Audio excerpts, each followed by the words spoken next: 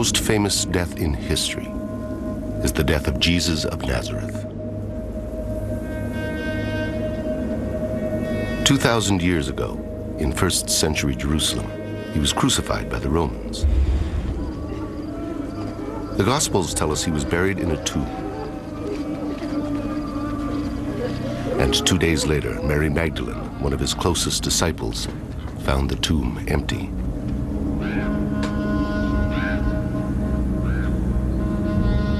But according to the Gospel of Matthew, there was another story circulating after Jesus' death. And though the Gospel calls it a lie, it was rumored that Jesus' disciples secretly took their master's body, presumably to give him a permanent burial. If this is true, according to 1st century burial practices in Jerusalem, Jesus' body would have been taken to a rock-hewn family tomb. Given that he was crucified for insurrection, the reburial would have been done in secret by his closest disciples. Jesus' body would have been shrouded and left to decompose. 1 year later, his disciples would have returned, this time joined by his family for the final burial ceremony. Mary, Jesus' mother, would have attended the ceremony. Mary Magdalene would also have been there.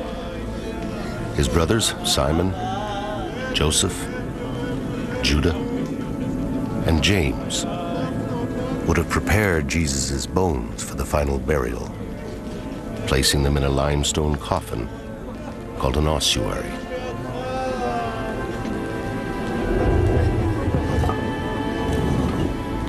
Jesus' name would have been inscribed on the side.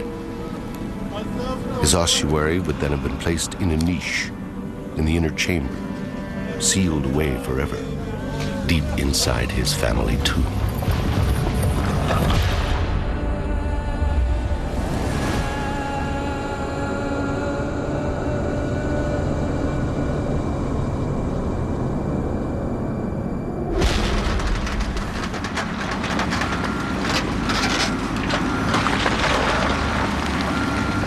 זה היה יום שישי לקראת צהריים, ממש מול החלון של הבית. זה היה אתר בנייה שהתחילו לבנות אותו.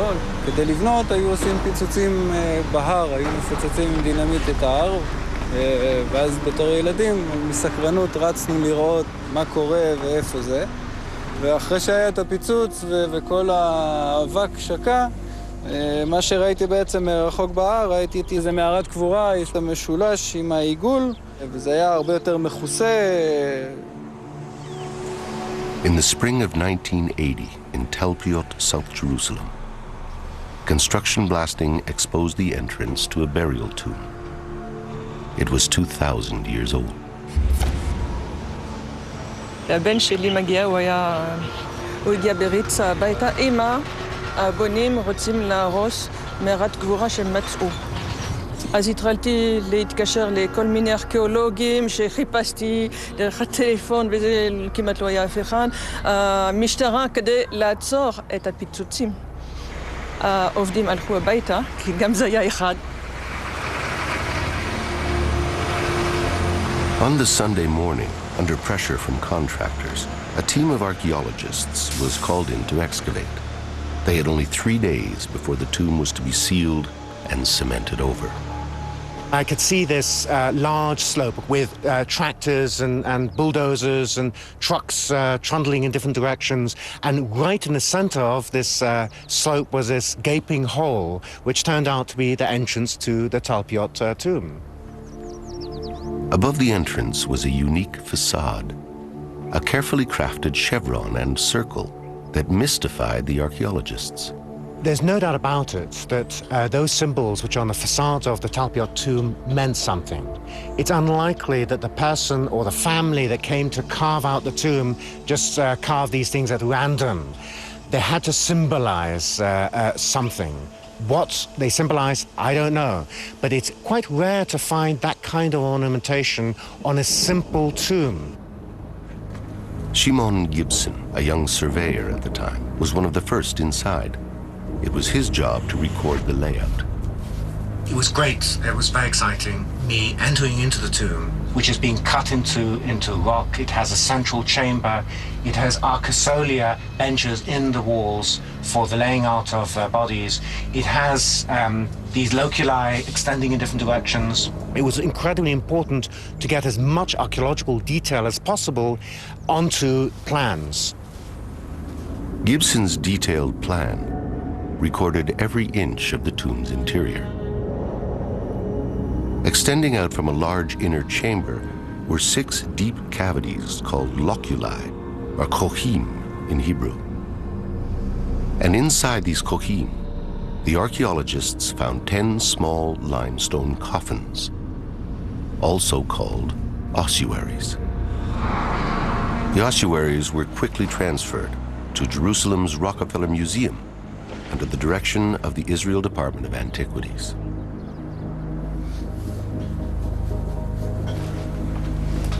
The bones and remains found inside were bagged and boxed and put aside for reburial.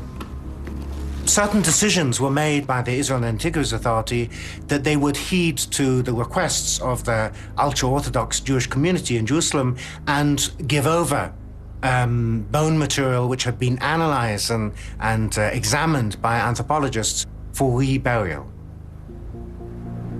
And then they began the process of cataloging the ancient bone boxes. By 1980, over 1,000 ossuaries had been found, but only 20% of them bore the names of the dead. Here it was discovered that 6 out of the 10 ossuaries had inscriptions. They are not monumental inscriptions. They're not intended to be seen and viewed by everybody, and they're not there to commemorate the dead. They are there so that when family members come in and start shifting the boxes around so they can put a new one in, they know which one is which and which belongs to who. The archaeological record shows that the custom of using ossuaries for burial in Jerusalem only lasted for about 100 years, ending around 70 of the Common Era when Jerusalem was destroyed by the Romans. And so the discovery of inscriptions on stone coffins like these provide archaeologists with a catalog of names specific to the time of Jesus.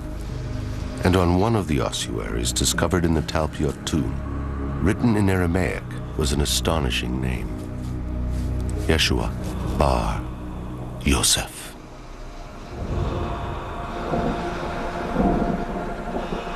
Yeshua, or Jesus, son of Joseph. Yeshua Bar Yosef. Now, when this was found, I think the archaeologists weren't too excited about it. The public would have been very excited, but they didn't hear about it. You found a Jesus, son of Joseph ossuary? But it wasn't really talked about.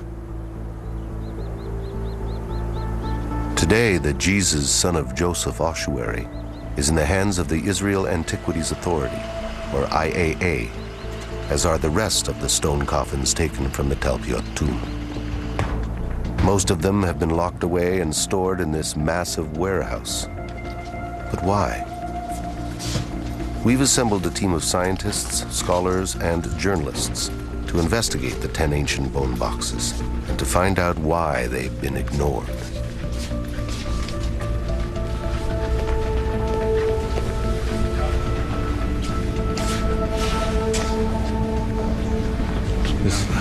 This is it. Felix? Yeah. This one is 543. This is it. This is it. Jesus, son of Joseph. Today, it takes an expert in ancient writing like world-renowned Harvard professor Frank Moore Cross to examine the inscription. Because even though it is one of the plainest ever found on an ossuary, its letters are so informal that it's very difficult to read. This being quite informal, and this particular one quite messy. Academics describe it as a graffiti, so cursory it's almost as if it was meant to be read only by intimate family. There's an X here before the name. And then the name Yeshua, then the father's name is perfectly clear, Yehoseph, the son of Joseph. I have no real doubt that this is to be read Yeshua, and then Yeshua bar Yehoseph, that is Jesus, son of Joseph. Jesus, son of Joseph. Professor Cross's examination of the photograph has now shown us exactly what to look for on the actual coffin. Yud Vav Shin Ein. Yud, Shin, Vav, Ayin, Jesus. Bet, Resh, son of. Yud, He, Vav, Samech, Pei, Joseph. Jesus, son of Joseph. It's quite amazing, huh? Amazing is not the word for it. Can this stone coffin be linked to Jesus of Nazareth? To answer that question, we have to examine all the archaeological evidence uncovered in this family tomb. Does it fit with Christian tradition? Does it challenge certain articles of faith?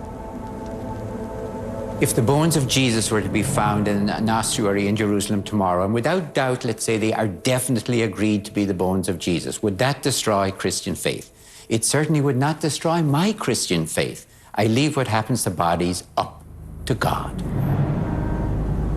It seems that Christians can accept the possibility that the remains of Jesus were transferred to a family tomb. Thereafter, he could have risen and appeared to his followers as the Gospels report. According to Christian faith, Jesus then ascended to heaven.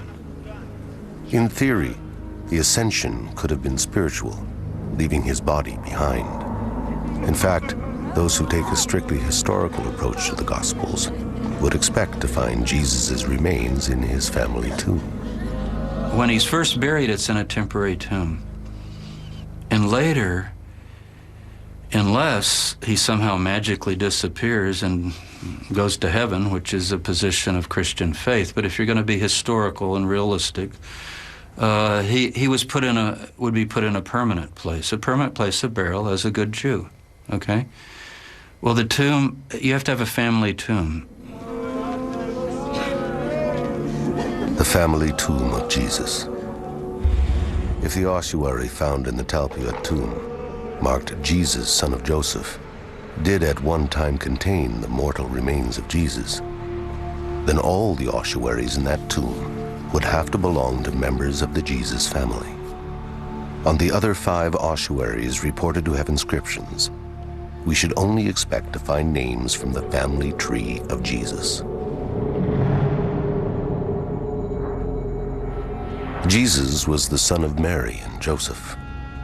But what many people don't know is that according to Christian tradition, he had 2 sisters, Miriam and Salome. And the Gospel of Matthew tells us he had 4 brothers, Simon, Judah, James, and Joseph. His adoptive father, Joseph, was descended from King David. But Joseph most likely died in Nazareth and would have been buried there, not in Jerusalem. Jesus' mother Mary, Maria in antiquity, was also of Davidic descent. But unlike Joseph, according to later Christian tradition, she died in Jerusalem. And within the same tomb as Jesus, son of Joseph, a second name was discovered. First of all, it's an ossuary found in Jerusalem. The ossuary is now housed in the basement of the Israel Museum. As you can see, the script is very simple. The Hebrew letters that create this name are Mem. Mem is for M. Resh, like R. Yud can be I or Y. And Hey, in Hebrew, it's like H in Latin, English. That makes Maria. Maria. Yeah. And it's one of the rare examples of that name on ossuary in Israel. Maria, Mary, found in the same family tomb as Jesus, son of Joseph. Could this be the Virgin Mary's ossuary?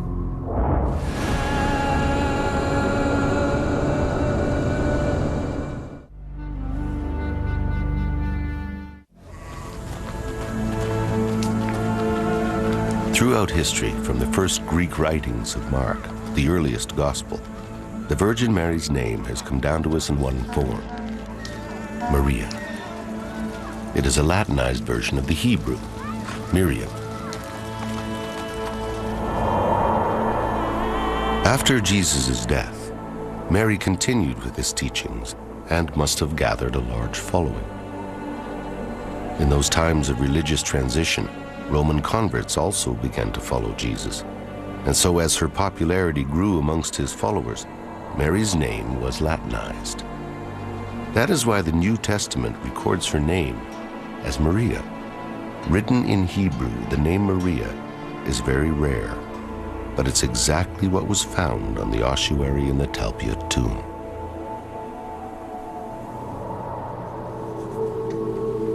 If in 1980, archaeologists had considered, even for a moment, that they had discovered the ossuary of the Virgin Mary, what other family members might they have expected to find next to her? Look, Matthew. Look here. M-T Yud Hey, so Matya.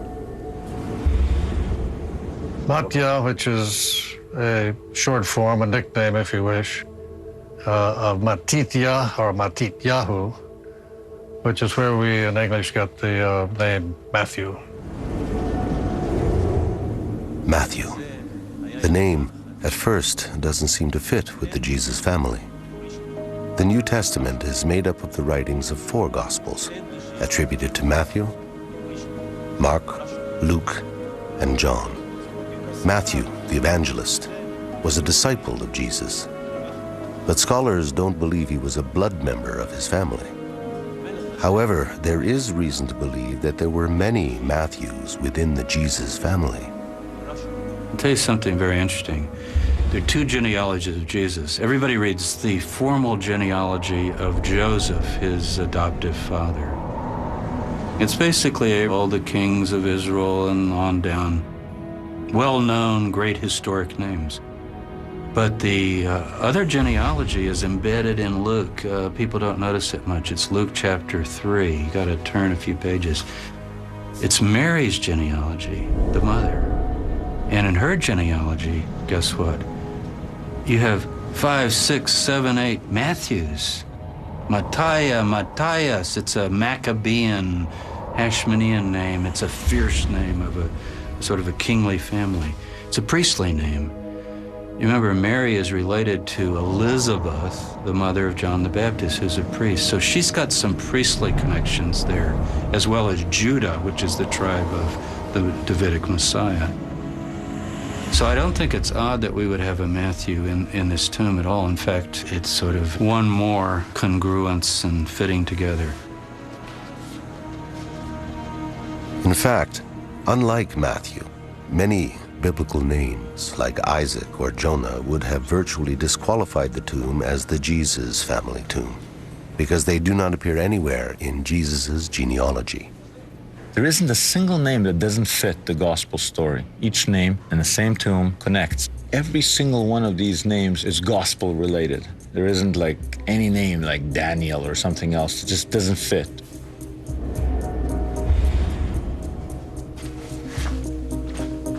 On 3 ossuaries, 4 names had been uncovered: Joseph, Jesus, Mary, and Matthew. And then on an ossuary found deep within the tomb, another name was discovered. This inscription says Yosa, with a hey in the end. It's a diminutive of Yosef. There is no question about it. As an ossuary inscription, this would probably be quite unusual. If I'm publishing in English, I say, oh, okay, there's a Joseph. Well, there's not just a Joseph. It's Yosei. Now, in Hebrew, Yossi in Israel today is quite common. Yossi, Yossi, Joseph, like Joey. But Yosei you will never hear. And you didn't hear it in the ancient world either. The Yod, the E becomes a Yosei. Guess where we know that name? In the Gospel of Mark, Jesus has a brother. People don't all know that Jesus had brothers. Most scholars, you know, the Roman Catholic Church says they were cousins, and other people they were stepbrothers.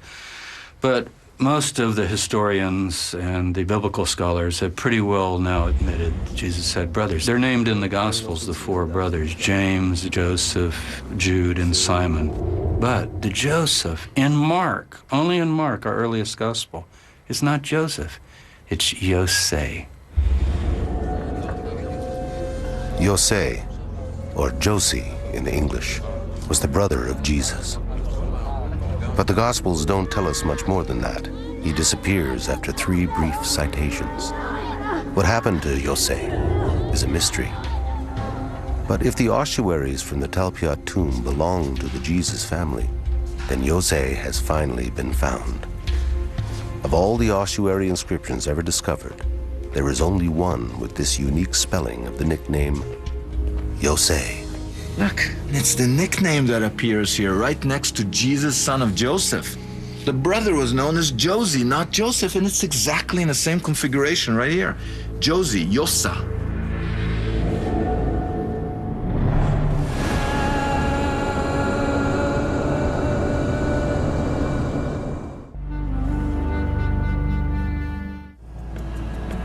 In 1980, archaeologists were cataloging ossuary names in lists of hundreds. And from this tomb, they now had Yosei, a rare nickname given to the brother of Jesus; Maria, a rare Latinized version of Mary used in the Gospels to refer to Jesus' mother; Mattia, a version of Matthew that, as it happens, was common in Mary's family; and Jesus, son of Joseph.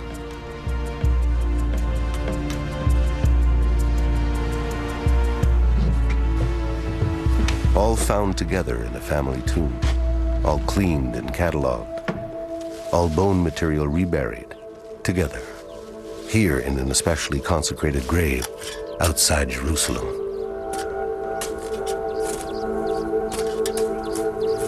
All the ossuaries were then crated and stored for decades on warehouse shelves. Why didn't anyone take notice of these names? You got to remember that the 1970s and the early 1980s was the boom period for the excavation of tombs in and around Jerusalem. So there was suddenly enormous quantities of ossuaries being brought back to the Rockefeller Museum, the headquarters of the Israel Department of Antiquities. And these inscriptions were deemed to be common. These are the most common names among Jews in the 1st century Common Era. These are exceedingly popular names in the period. All the facts that we have is that there is a cluster of names that resemble many of the names that we find in the New Testament. The other fact is that we find these names in many other places.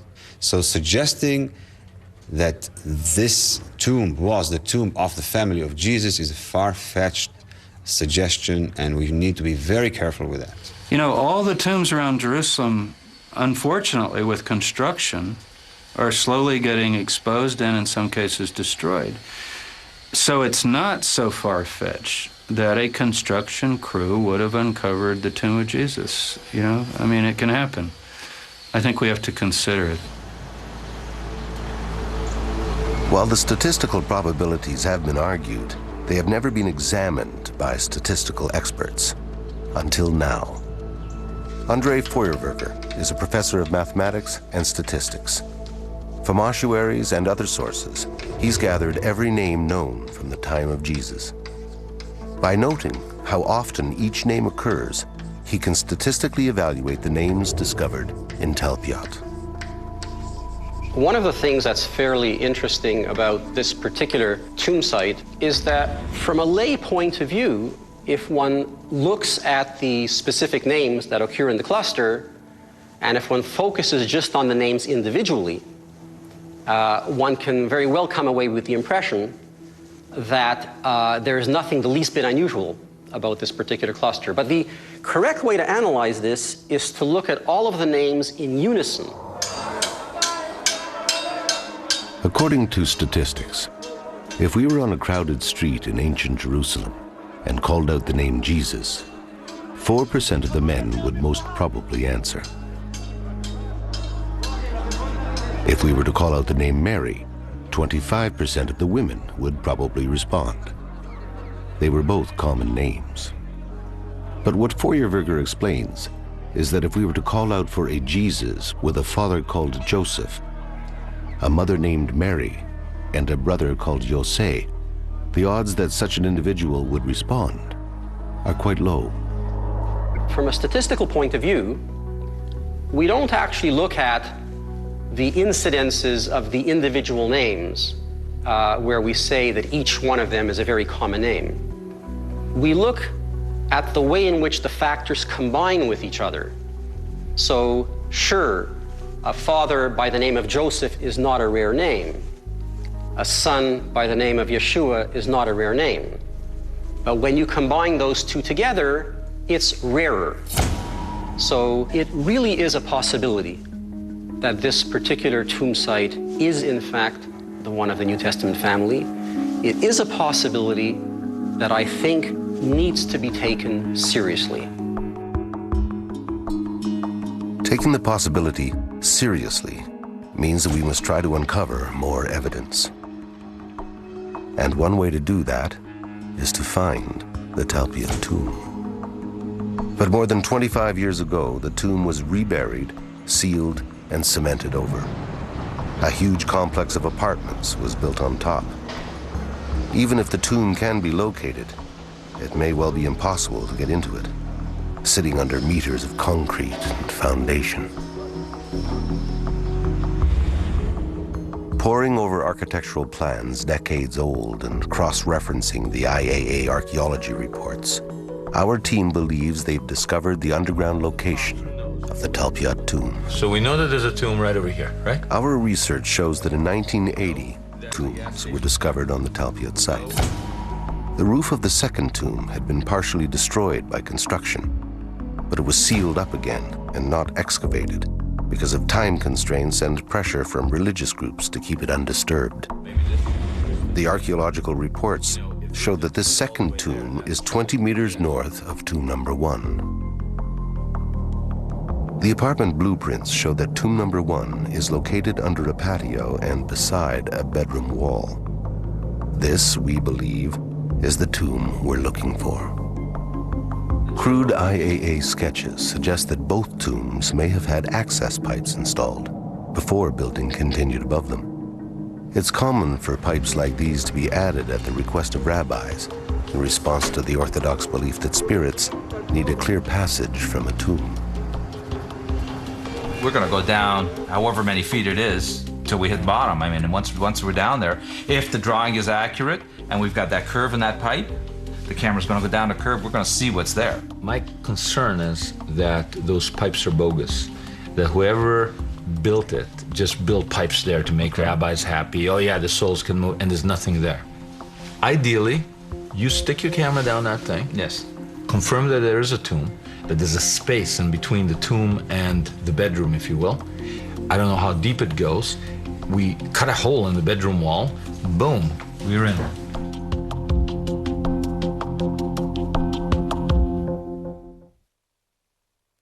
Has the burial tomb of Jesus been found? Log on to discovery.com/tomb now and explore the evidence for yourself. Hear from the experts and join the conversation. The Lost Tomb of Jesus is online at discovery.com now. We've obtained permission from the tenant to give us access to the Talpiot apartment we pinpointed in the blueprints. Okay, you know, I can't believe anybody would live over a tomb anyway. I don't know where it is. We've only been given 2 days. It's over here. Come on. This is it. This is it. Yeah, this is it. Listen, we need a tape measure. That one. This is the real thing. Goes now. Look at this. We're 7 feet, 8 feet. Some resistance, but that's not the bottom. There's more. What's blocking that? This isn't a dummy pipe. Bill Tarrant is our expert with probe and remote-operated cameras. Even if the access hole is as small as 1/4 of an inch, Bill can get a camera inside.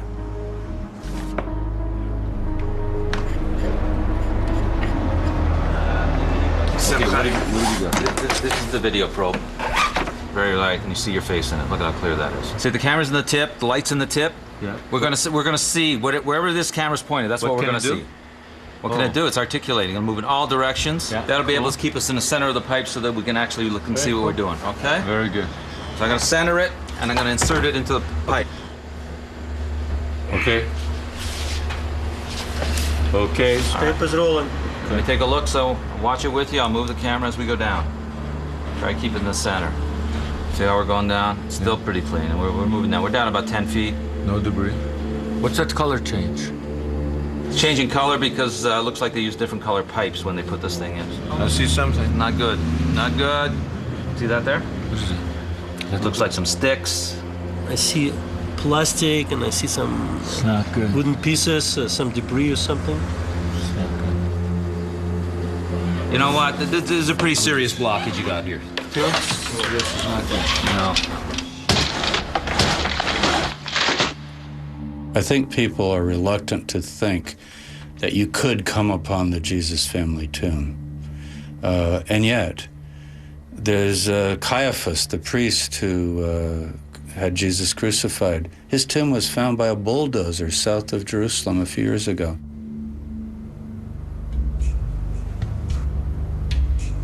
In December of 1990, construction workers uncovered an ancient burial cave from the 1st century. Inside, there were 12 ossuaries. 2 of them bore the name Caiaphas. This one, the most ornate ossuary, has the inscription, Joseph, son of Caiaphas, carved into it twice. Joseph, son of Caiaphas, was the high priest of the temple, who, according to the Gospels, prosecuted Jesus. From his point of view, Jesus was a dangerous false Messiah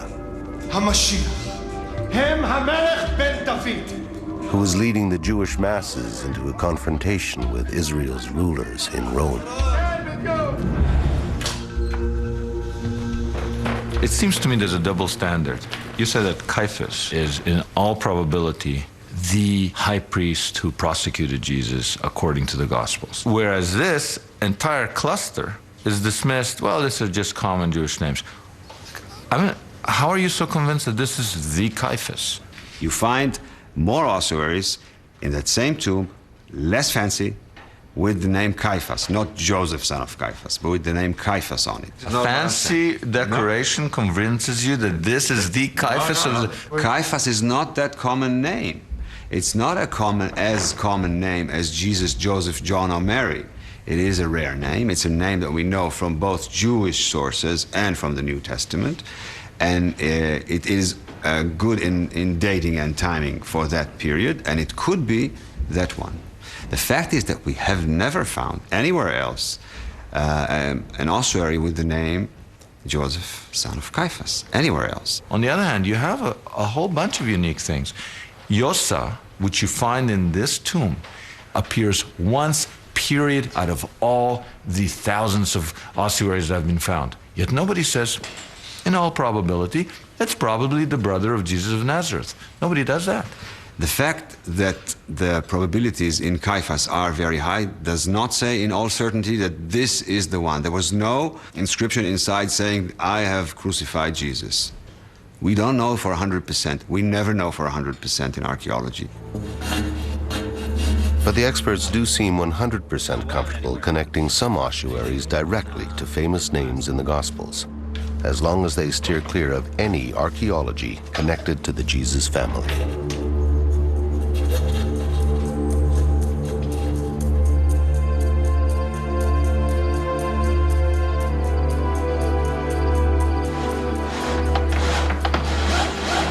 Simcha, you know, we're at the point now, I think we gotta call on a plumber.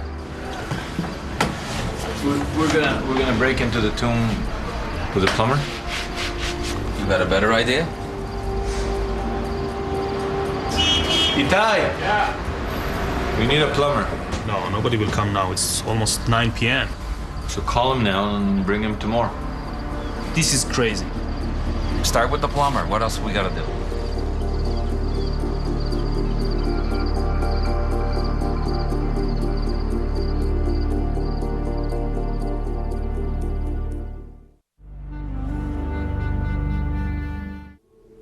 Over 25 years ago, archaeologists discovered 4 ossuaries linked to Jesus and his family.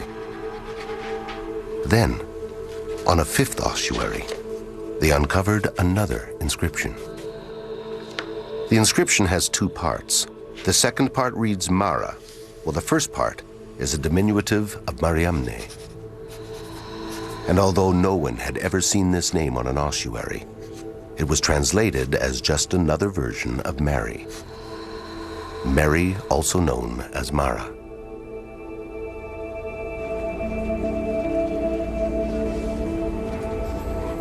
But would it make sense to find in the Jesus family tomb 2 ossuaries with the name Mary? First, Maria, the name used in the Gospels to refer to the Virgin Mother. And the second, a unique spelling of both Mary and the name Mara. It might make sense if the second Mary, this Mariamne, was Mary Magdalene.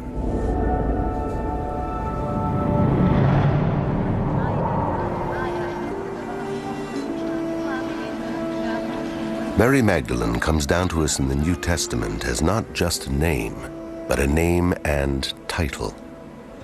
According to scholars, she is Mary from Magdala, Mary Magdalene. Magdala was an important trade center close to the Sea of Galilee. The people from Magdala would have spoken Greek as well as Aramaic. Christian traditions suggest that Mary Magdalene and her brother Philip were preachers to the Greek-speaking Jews. And it's quite likely that Mary Magdalene's family and followers would have written her name in Greek. The Mariamne ossuary is the only one found in the Talpiot tomb with a Greek inscription. Let's say in this very tomb of Talpiot, the second Mary was clearly identifiable as Mary Magdalene, let's say. Right. What would be your reaction then inside this cluster? It would be fascinating and certainly draw much more attention and raise many more questions, but it isn't. We don't have Mary of Magdala in that tomb. If one of the ossuaries had said Mary Magdalene, I would say wow, and I would be a lot more impressed. If it will be written Maria coming from Migdal or Maria Magdalena, I would say very interesting. This whole writing If the Mariamne inscription could be connected to Mary Magdalene, it would be more than interesting. It would be statistically compelling because we could create a combined probability equation for the Talpiot cluster that includes Mariamne. What happens when you do that is that the individual probability factors, even though they're not terribly small in any one particular case, when you multiply them all together, it actually starts to build up a picture that the overall thing that you've seen is actually a very rare event.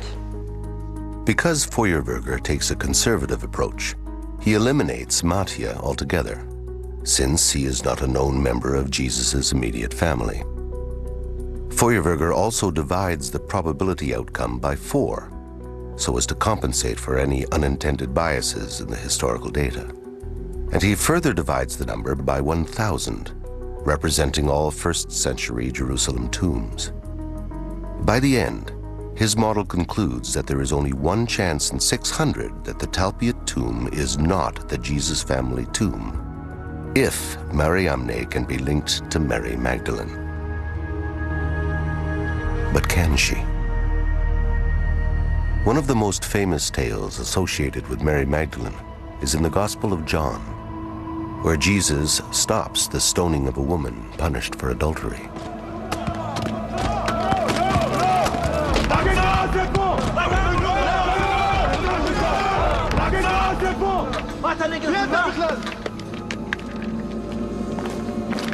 But there is no indication in the text that the unnamed woman is Magdalene. It's a later Christian tradition that has linked the adulteress to Magdalene, just as it has linked her to the tale in Luke of another unnamed woman specifically labeled a sinner who anoints the feet of Jesus.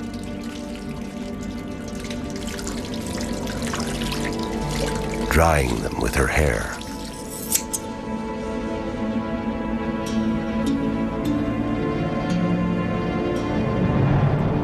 Today, scholars believe that Mary Magdalene and the two unnamed women in Luke and John are all different women. The tradition of linking Mary Magdalene to these so-called sinners can be traced back to a turnaround in the church of later centuries, when women were excluded from being consecrated as religious leaders. Previous to that time, women were ordained. And in many early Christian writings, Mary Magdalene is highly respected as a missionary. I think that Mary Magdalene was an extremely important person in the Jesus movement. So important that I think, this is my opinion, I know I'm not representing anybody else in this, but I think that she actually is the real founder of Christianity. The strong leadership displayed by Magdalene would have been regarded as suspect by an evolving, male-dominated church. So from the 2nd century, when church fathers began suppressing dozens of early Christian writings, the church rejected two texts that held Mary Magdalene in highest regard: the Gospel of Mary Magdalene and a text describing her brother's ministry, the Acts of Philip. For centuries, only fragments of these texts remained, and some sections had been considered lost forever. But in 1974, in an ancient monastery on Mount Athos in Greece, a Harvard University professor, Francois Bovon, uncovered a 700-year-old manuscript. It was the most complete copy ever found of the 4th century text, the Acts of Philip. In it, Beaumont claims to have discovered an early description of Mary Magdalene, unmarked by later Christian tradition. In the Acts of Philip, she is completely, there is no mention of her previous life. She is seen positively as a Christian missionary. So she is completely at the same level as male missionaries. She preaches, she teaches, she baptizes, she carries even the title apostle. If in the early Christian movement Mary Magdalene was an apostle, then the unique alias Mara on Mariamne's ossuary could be pointing to something extraordinary. In Aramaic, Mara means master. Mara, the master. Even today, if you go to the Armenian quarter, the archbishop or one of the priests would be like Mar Samuel or Mar whatever, Lord, Master. You can still hear it.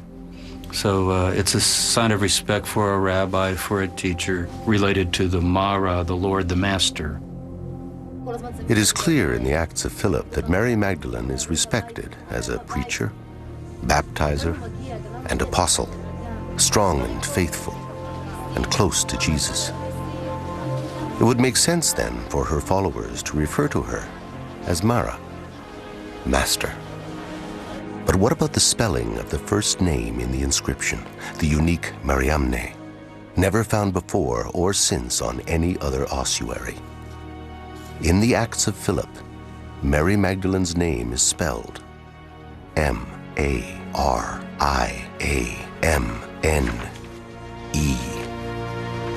Mariamne.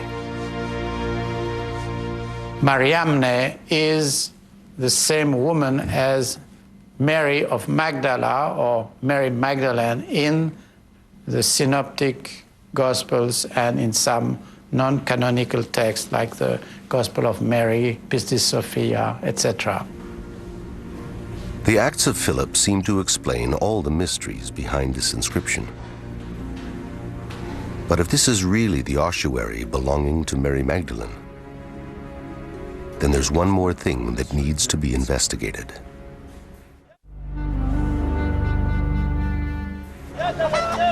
The common held belief, based on medieval tradition, is that after the death of Jesus, the disciples were expelled from Judea and scattered to many lands, traveling and spreading the word of God.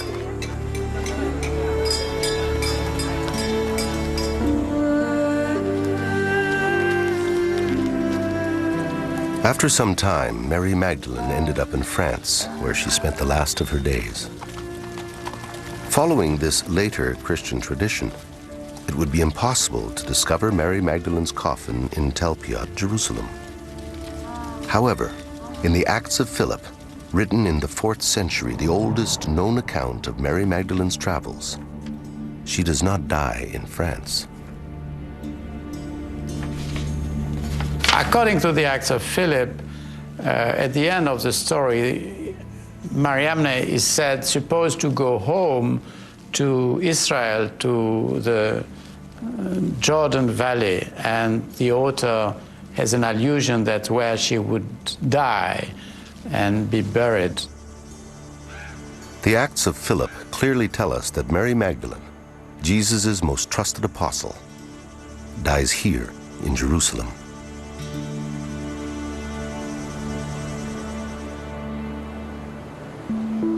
Would it really be that implausible to find her buried beside Jesus in the tomb of the Jesus family?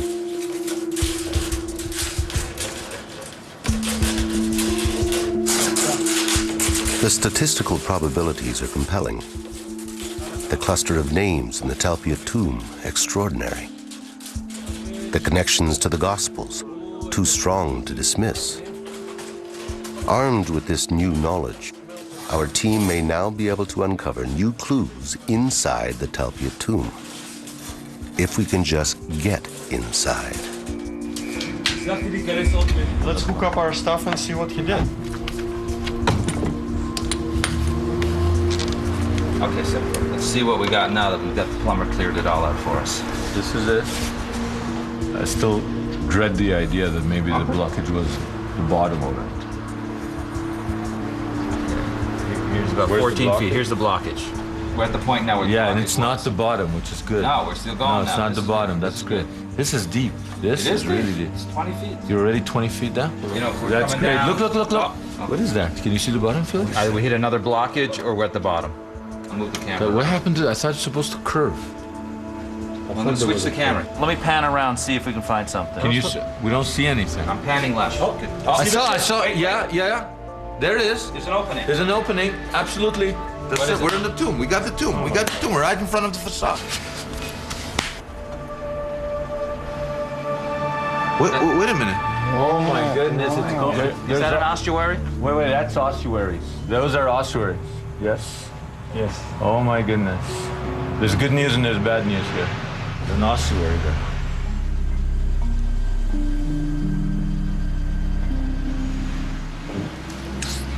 What does that mean?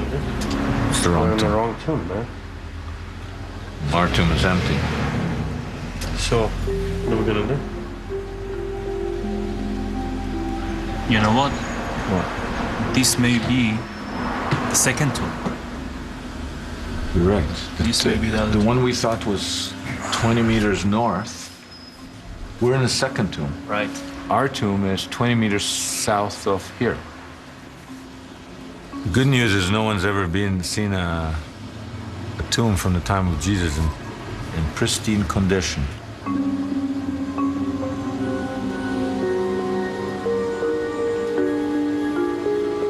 Although we found ourselves in the wrong tomb, perhaps these finely crafted ossuaries, so close to the Talpiot tomb, are somehow connected to Jesus or his followers.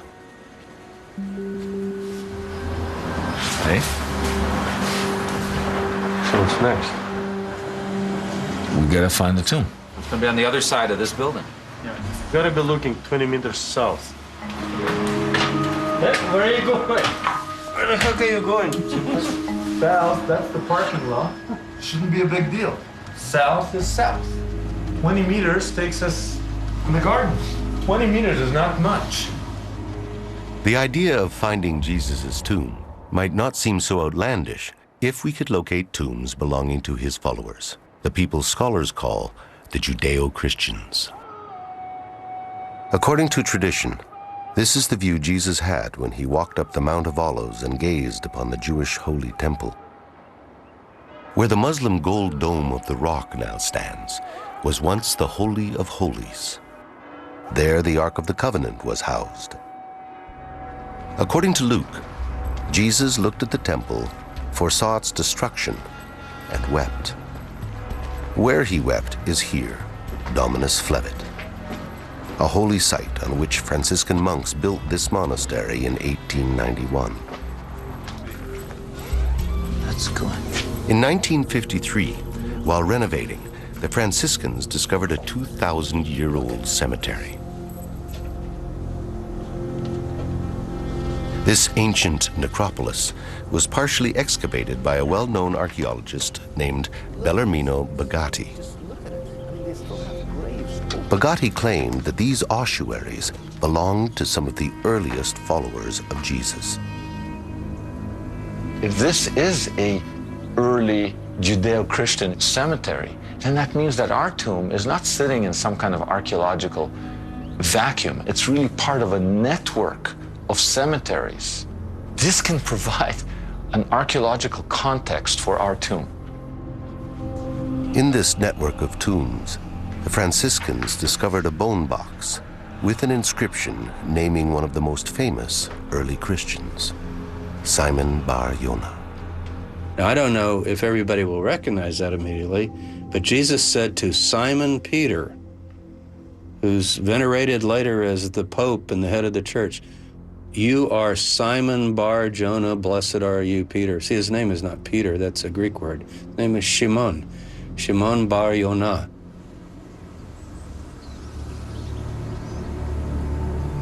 Today, only a piece of the ossuary remains. The Franciscans have stored it in a small museum beside their church. It bears an indisputable inscription, the only one ever found spelling the name Simon Bar Yonah. Simon was one of the 12 original apostles of Jesus. According to the Gospels, Jesus renamed him Peter. In Aramaic, Kepha, which means rock. He's considered a saint by many Christians and the first pope by the Roman Catholic Church. According to tradition, Simon Peter was crucified and buried in Rome. So how could his coffin be here in Jerusalem? The fact is, there has never been any credible archaeological evidence found in Rome underneath the Vatican that points to Simon Bar Yonah. And here sits an ossuary discovered at Dominus Flevit, bearing his name.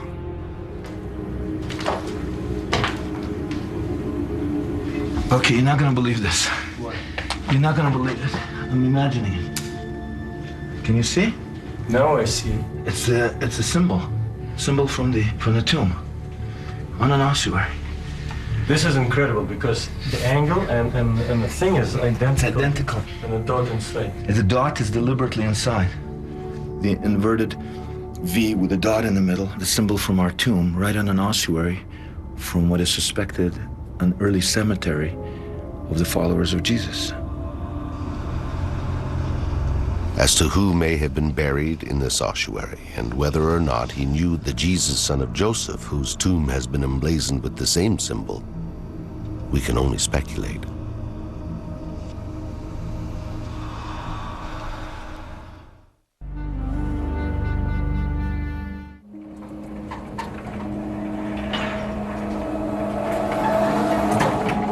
When it comes to forensics, modern science doesn't allow for much speculation.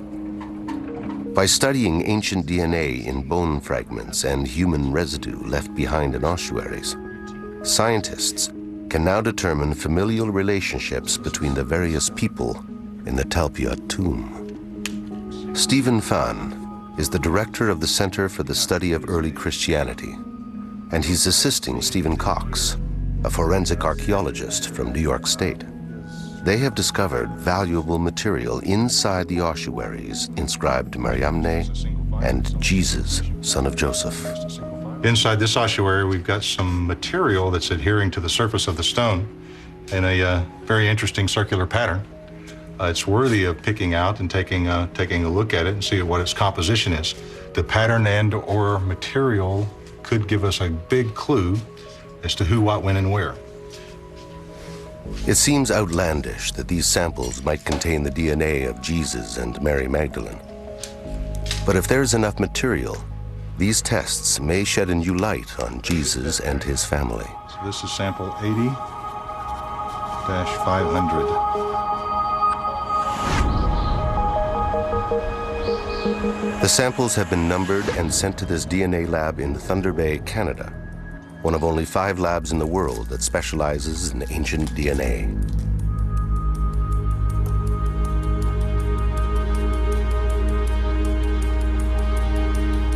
The scientists don't know that the samples belong to a Jesus, son of Joseph, and a woman who might be Mary Magdalene.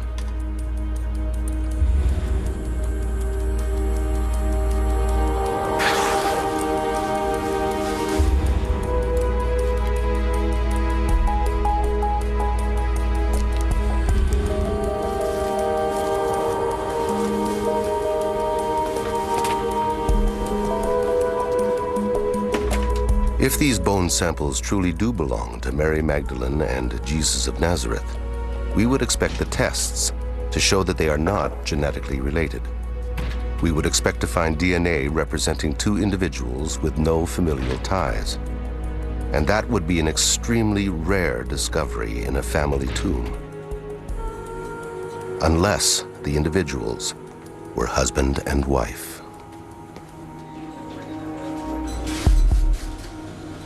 The question now, is there enough DNA material to create a significant profile? To obtain the maximum amount of information, the biologists will try to recover what they call nuclear DNA from the bone cells.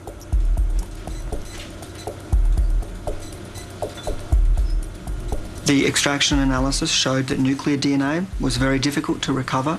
We have then focused on the mitochondrial DNA. The mitochondrial DNA, being inherited from mother to child and maternally inherited, means that we can only identify those types of relationships. Mitochondrial DNA can only tell us whether or not Jesus, son of Joseph, had the same mother as Mariamne, whether or not they were brother and sister.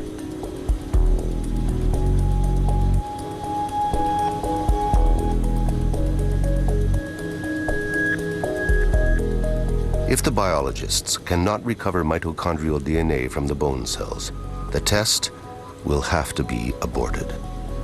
And we will never know the true relationship between Jesus and Mariamne. We have indeed been able to achieve results. We got the mitochondrial DNA. It was very fragmented, very small amounts of DNA. We were able to amplify it, we were able to sequence it. We then went on to clone those sequenced DNA fragments, and by cloning the DNA, we're able to then compare many, many copies together. And that increases the validity of the work, and that way we're able to compare the sequences between that one individual and the other individual. And that's essentially what we've done. And I can show you the results here today. Okay, so what we have here is we have 2 sequences, just representative sequences, one from each individual. And what I'm going to show to you here is some of the variations between the 2 individuals. And so we have a polymorphism here, this G and the A. A polymorphism is a variation between this sequence and another sequence, or a variation between this sequence and the reference sequence. We use a polymorphism to indicate or identify a mitochondrial profile. And this polymorphism shows one difference between the 2 individuals. We also have another polymorphism here where we have a T and a C, showing another polymorphism difference. So we have a number of polymorphisms that show differences between the two sequences. We can then conclude that these two individuals, they're not related, or at least not maternally related. They do not share the same mother. It can't be mother and child. It can't be brother and sister. So for these particular samples, because they've come from the same tomb and we suspect it to be a familial tomb, these two individuals, if they were unrelated, would most likely be husband and wife.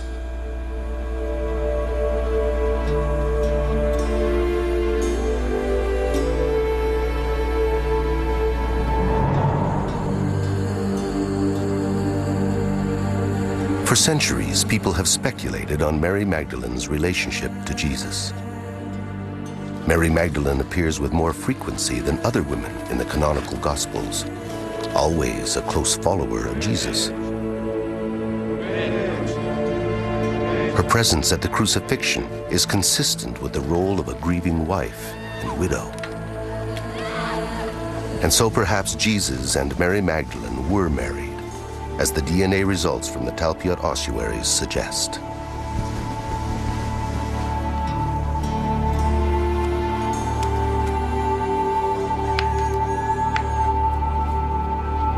And perhaps their union was kept secret to protect a potential dynasty. A secret hidden through the ages. A secret we may be able to uncover in the Jesus family tomb.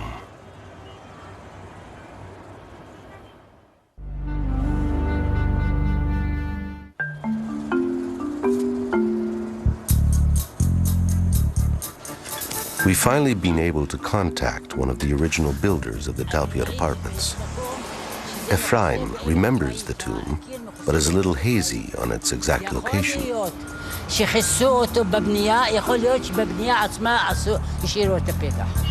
between the two buildings? כן, כן. תראה, לא בנו מעלה? לא, לא, לא. ואתה זוכר שזה לא שם ולא שם? לא, זה באמצע בין שני הבניינים האלה. Okay, he says it's right between these two buildings. Let's try. Between the apartment complexes is a large garden with high terraces, and it's in this area that Ephraim states the tomb is located.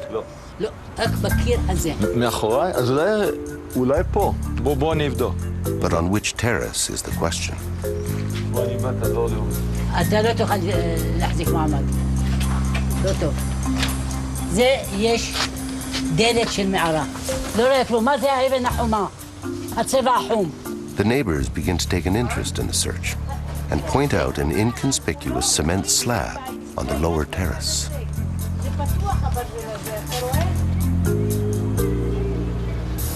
יכול להיות שזה... מבחינת...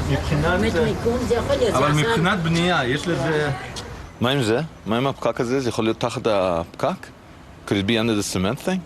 Ephraim explains that the slab has no structural purpose, but he's interrupted by an almost prophetic visit from a blind woman who's lived in the apartments since their construction. הנה, פה. זאת המערה? זאתי המערה. כן? איך את יודעת? איך את יכולה להיות כל כך בטוחה? מה זה? אני זוכרת אותה. היא הייתה פתוחה וילדים פה נכנסו ויצאו ובאו וסגרו את זה. את יודעת אם הם מילאו את זה עם בטון או ששמו חול בפנים או שסתם סגרו? נראה לי שהם רק סגרו את זה. זהו, ואת בטוחה שזה פה, כן? פה, 1,000,000% שזה פה. 1,000,000% certainty. That's all we needed. If we could remove this inconspicuous cement slab, we just might find ourselves staring into the entrance of the Jesus family tomb.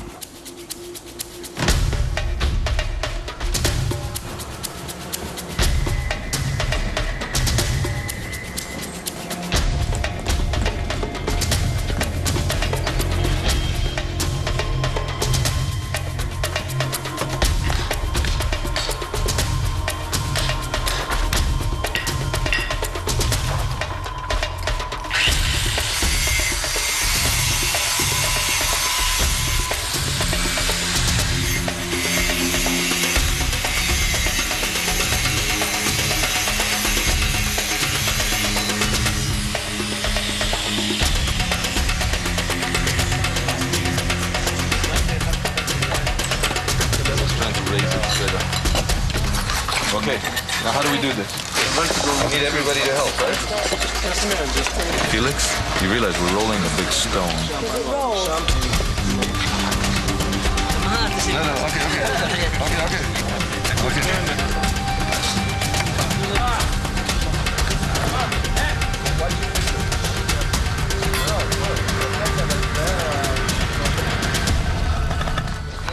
It's unbelievable. This is it. One second. It's the real thing. I mean, I'm pinching myself. I can't believe it. Okay, come on. Take the picture and compare, man. Watch your first step. It's The long okay. step. All right. Here. I can't see anything. As long as I can see the damn scorpion. One step at Scorpions in this area. no, just spiders. No, it's scorpion. Okay. No, this is definitely it. Look, there's the chevron. It's beautiful. It's just gorgeous. This is it. Look. Just like in the book. Just like in the picture. Look at it. Felix, we found it. We actually found it.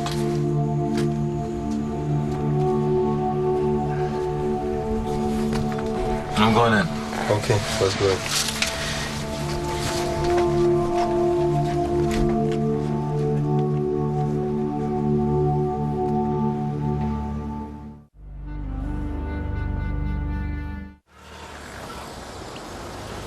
The opening of the tomb, 26 years after it was found, coincides with another twist in the story. One of the Talpiot ossuaries has disappeared. Counting these, 1, 2, 3, 4, 5, 6, 7, 8, 9, 10. We have 10 ossuaries here. Each. But the visits to the Bet Shemesh warehouse have turned up a strange error in the records. I went to the storerooms of the Israel Antiquities Authority in Bet Shemesh. They provided me with this computer sheet, which indicates that from this tomb there are 9 items. It says here quite clearly, number of items 9, and it has the description of these ossuaries and where they're located in the storerooms. Somehow, somewhere, one of the Talpiot ossuaries went missing. And it is with this missing ossuary that a new mystery begins. Perhaps the ossuary was stolen. Maybe a worker at the site in 1980 had light fingers. Ossuaries can fetch fairly high prices in the antiquities market. And in October 2002, a chalky limestone ossuary surfaced from a private collection. It bore the inscription, James, son of Joseph, brother of Jesus. Oded Golan, a well-known collector, stated that he had bought the ossuary from an Arab antiquities dealer in the old city of Jerusalem decades before, but had been unaware of the significance of the inscription.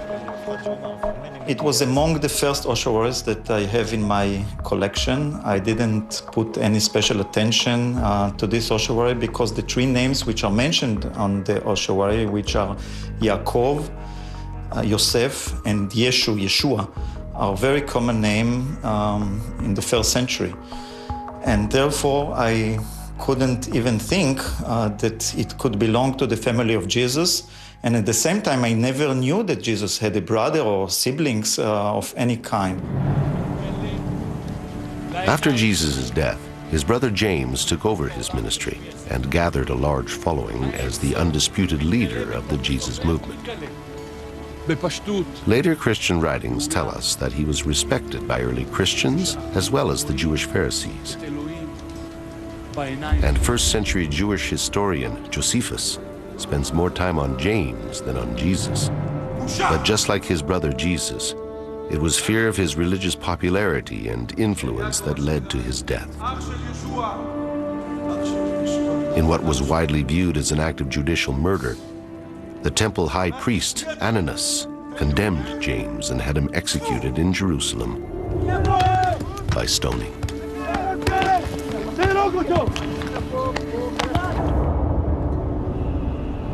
The numerous accounts of James's life show an early Christian of such importance that if it was at all possible, he would most certainly have been laid beside Jesus in death.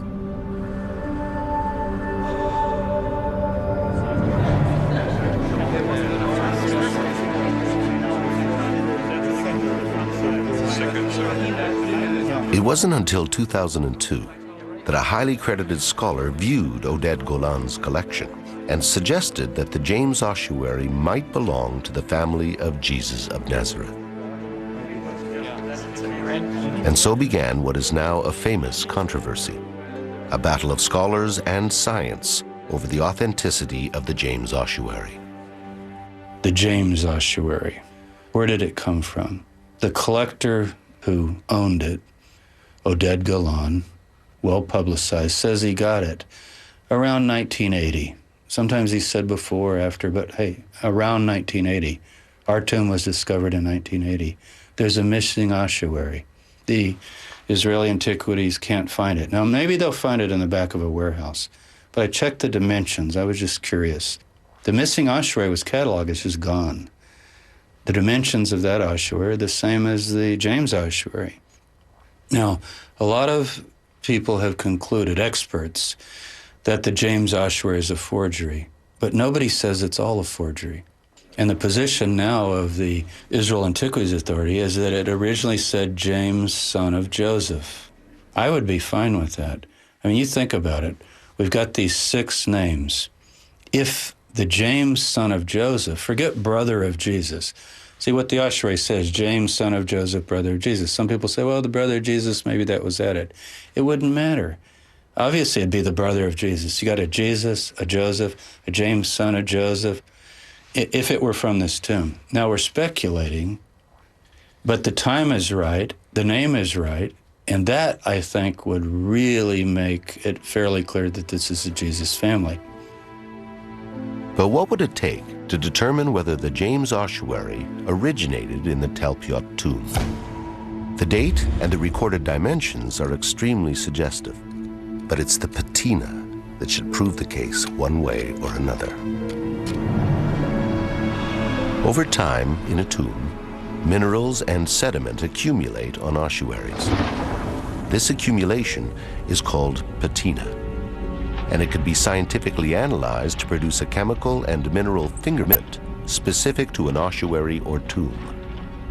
Every ossuary discovered in a particular tomb will have the same patina fingerprint. The samples taken from the James ossuary show certain trace materials such as titanium and iron that are unique to the James ossuary. If the James patina matches the ossuaries from the Talpiot tomb, it will be strong evidence that the James ossuary is the missing bone box and belongs to the family of Jesus.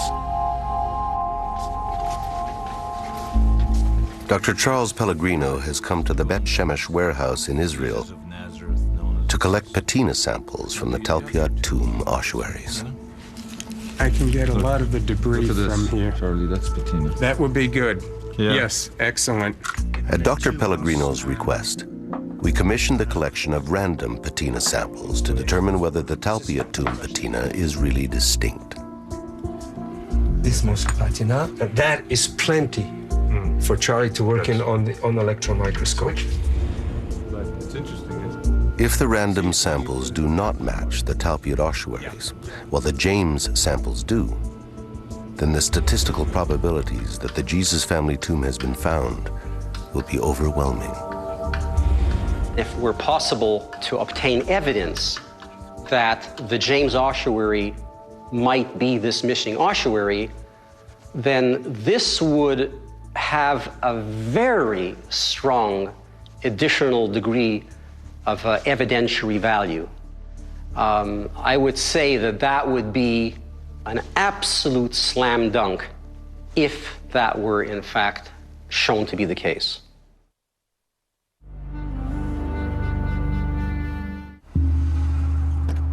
The Suffolk Crime Lab is a leading American CSI lab involved in solving modern-day crime mysteries. Today, it will use its forensic expertise to determine how the patina from the James ossuary and the patina from the random samples compare to the Talpiot ossuaries. Did you see that piece? Yes. The head sort of like that tunnel running through it? Yes. Do you want to take another sample out of this container, or is that sufficient? Yeah, I think that's enough. All right. Yeah, I think that'll do. Yeah, mounted just as is. So that piece will be good to look at.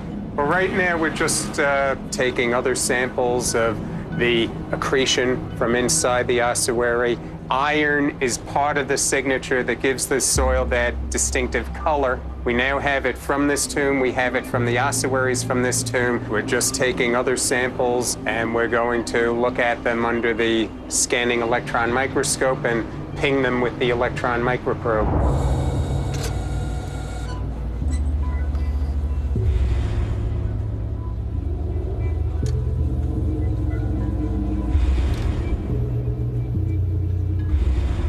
What we're looking at here now is the spectrum of the patina sample that we just analyzed. This is predominantly a limestone material, correct, Charlie? Yeah, it's what's called the Jerusalem chalk. It's a very soft limestone. But what I find interesting is the small trace materials that we are locating here, as opposed to the general limestone properties that you would expect to find.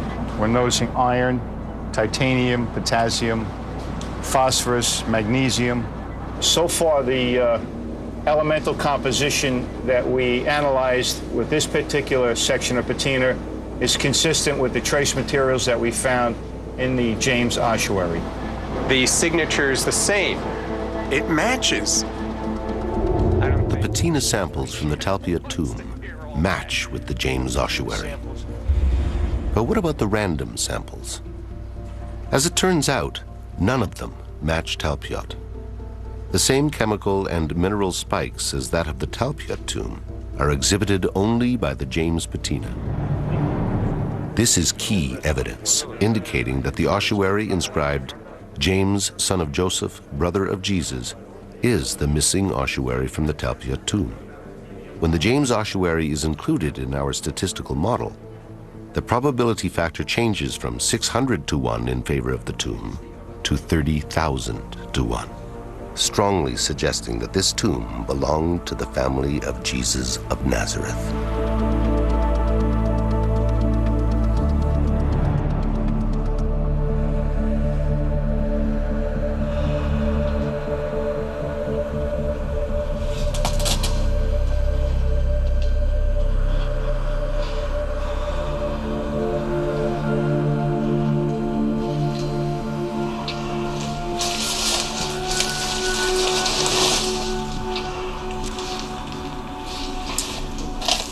Oh my God.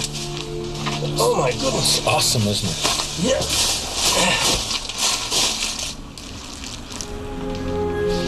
It's, look, 1, 2, 3, these niches, the kochim, 2 here, 2 here, 2 here, exactly, 6 all in all. Look, 2 death niches where you lay out the body, Jesus' body, Mary's body would have been there. Look at this.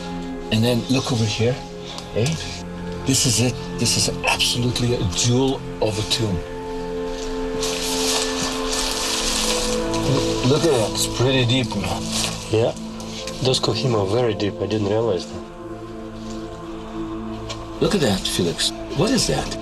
There's an incision. There's an inscription here. This is Greek. That's an M? You see, that's an N, Greek N. Is it N or M? N. And what's this? We need an epigrapher in here. This is old. 2, 3, 4, 5, 6 letters. It's either Greek or Latin. It's certainly not Hebrew. Looking around, we noticed that we were sitting on mounds of decomposing pages of scripture. What is that? Shine that down? Shine it down? Look at that, Felix. This is full of holy books. Disintegrating holy books. According to Jewish law, biblical books cannot be discarded. They have to be buried like humans. It seems that in the weeks following the removal of the ossuaries and before the tomb was resealed, a local rabbinical school filled the tomb with damaged holy texts. Among them, we found a book that Jesus refers to as the key to his ministry. It's the book of Jonah. Jesus says in the Gospels, if you want to know, his apostles say, what are you up to, Master? And he says, you want to know what I'm up to? Read the book of Jonah. That's the code. And right here, you got the book of Jonah. Gospels record that Jesus constantly spoke in parables and codes. Not surprising for a leader of what today would be labeled an anti-government movement, a man destined for crucifixion. And those who speak in codes often harbor great secrets.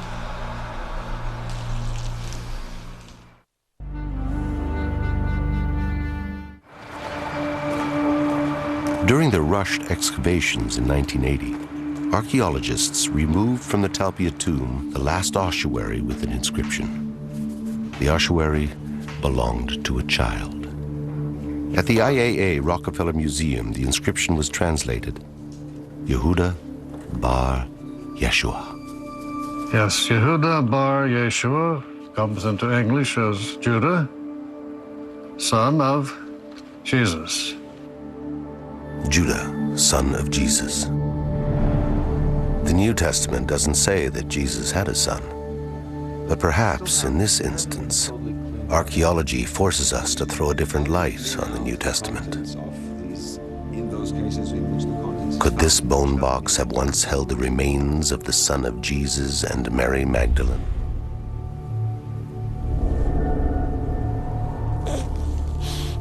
If Judah was their son, his existence would most certainly have been kept secret.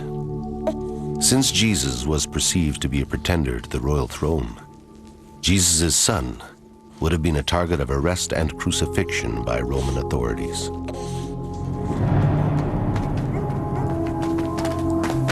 It was a time of great persecution. Anyone associated with Jesus' ministry was threatened. His cousin, John the Baptist, beheaded. James, the brother of Jesus, stoned to death. Simon, another brother, crucified. If they were parents, Jesus and Mary would have known that leaking knowledge of the birth of their child would have put the child at terrible risk. So perhaps the unnamed beloved disciple referred to in the book of John is actually the son of Jesus.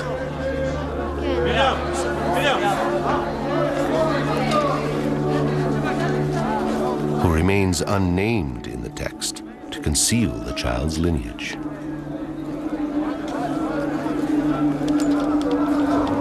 In John 19:26, Jesus asks the beloved disciple at the base of the cross to behold his mother.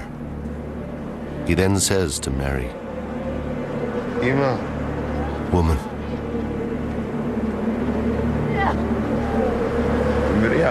behold your son. Traditionally, this scene has been understood as Jesus addressing Mary, his mother. But can this be later theology? Could it be that Jesus was talking to Mary Magdalene, his wife, asking her to protect their son?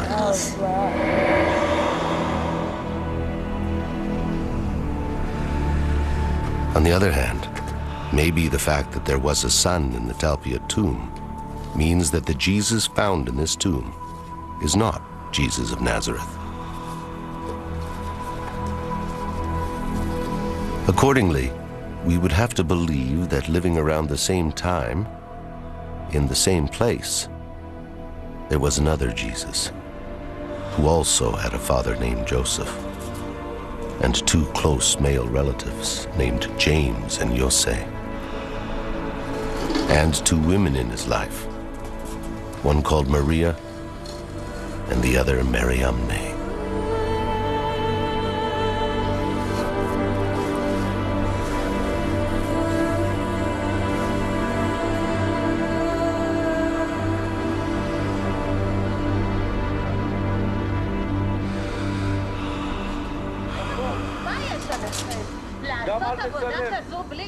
What's that noise? I think they're getting upset that we're in here. I'll go talk to them.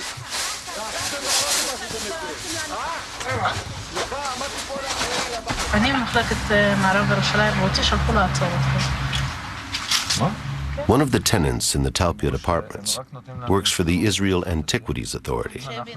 And even though we have permission from the tenant board, She's called in the IAA. אבל אנשי הבניין לא יכולים לתת לכם את האישור, אנחנו צריכים לתת לכם את האישור. למה? אני לסגור את זה? לפתוח את זה. It was the Talpiot apartment owners who, out of concern for their children's safety, arranged for this tomb to be sealed. A tomb that the IAA had left open in 1980.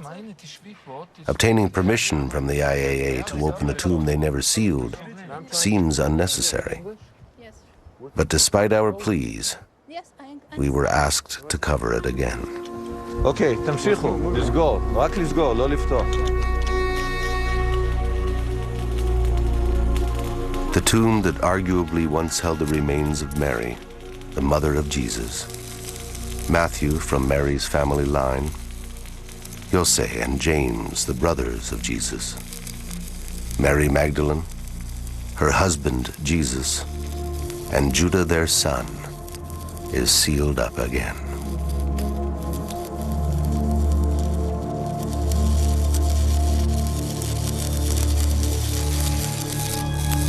Who knows what secrets are still inside, and for how long they will be kept hidden under the Talpiot apartments.